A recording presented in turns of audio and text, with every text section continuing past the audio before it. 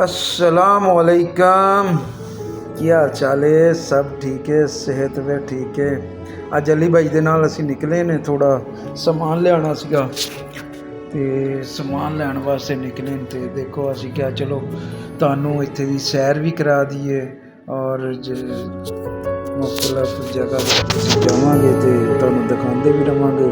ਤੇ ਮਲਕ ਸਾਹਿਬ ਕਹਿੰਦੇ ਸੀ ਮੇਰਾ ਪੇਟ ਚੋਟ ਤਾਂ ਨਹੀਂ ਵੈਸਾ ਆਉਂਦਾ ਤੇ ਬਸ ਜਾ ਰਹੇ ਹਾਂ। ਅੱਲਾ ਖੈਰ ਰੱਖੇ। ਇਹ ਸਬਜ਼ੀ ਮੰਡੀ ਇਹਨੂੰ ਕਹਿ ਸਕਦੇ ਹਾਂ, ਸਬਜ਼ੀ ਮੰਡੀ। ਇਹ ਕਸਾਈਆਂ ਦੀਆਂ ਦੁਕਾਨਾਂ, ਠੀਕ ਹੈ ਨਾ, ਮੀਟ ਮਾਰਕੀਟ।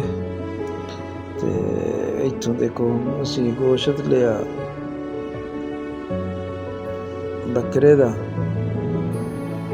ਉਹਨੇ ਛੋਟਾ ਛੋਟਾ ਕੱਟ ਕੇ ਦਿੱਤਾ ਔਰ ਬੜਾ ਪਿਆਰ ਨਾਲ ਬਣਾਇਆ।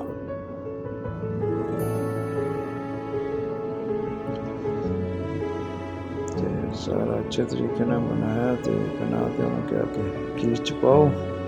ਖੀਰ 'ਚ ਪਾਇਆ, ਅਸੀਂ ਦਿੱਤੇ ਪੈਸੇ ਔਰ ਗੋਸ਼ਤ ਲਿਆ ਤੇ ਫਿਰ ਵਾਪਸ ਘਰ ਵੱਲ ਨੂੰ ਟੁਰ ਗਏ ਨੇ।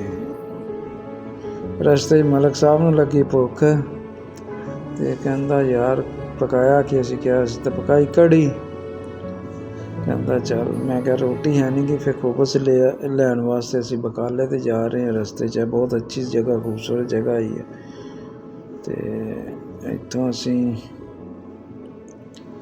ਜਾ ਰਹੇ ਹਾਂ ਬਕਾਲੇ ਵਾਲੀ ਸਾਈਡ 'ਤੇ ਨੂੰ। ਹੁਣ ਨਾਲ ਗੱਪਸ਼ਪ, ਨਾਲ ਮੌਜ ਮਸਤੀ ਕਰਨ ਦੇ ਹਾਂ। ਅਤੇ ਦੁਪਹਿਰ ਦਾ ਟਾਈਮ ਔਰ ਬਹੁਤ ਖੂਬਸੂਰਤ ਨਜ਼ਾਰੇ ਨੇ।